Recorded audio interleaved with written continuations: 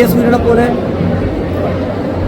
എന്റെ പടക്കത്തെ ഭഗവതിയും കുമാരാതിരിക്കുന്നതായ തൈരസുണ്ട് അല്ലേ? ആ സൂര്യപ്രഭ കൊണ്ടല്ലേ നിങ്ങളാകുന്നതായ താമര വിരിയുന്നത്. താമര എവിടെയാ കിടക്കുന്നത്? വിഷ്ണുമൂർത്തിയിരിക്കുന്ന ഈ ചടികൾ ചെറുതല്ലേ അമ്മയുടെ മടിത്തട്ടിലിരുത്തി പടക്കം കുറിച്ചിരിക്കുന്ന ദേവി പടക്കത്തി ഭഗവതി.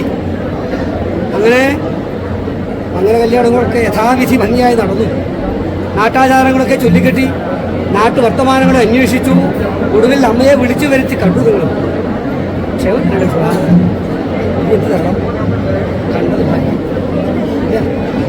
അഗ്നിമുഖത്തുനിന്ന് ജപിക്കുന്നതും സൂര്യമുഖത്തുനിന്ന് ജപിക്കുന്നതും ഒറ്റക്കാലിൽ തപസ് ചെയ്യുന്നതും ഒക്കെ ഈ വിരാട്ടിനെ ഒന്ന് ദർശിക്കാം. അങ്ങനെ ഇരിക്കുന്ന വിരാട്ടാണ് ഉടലോട് ചേർന്ന് കിടക്കുന്നത്.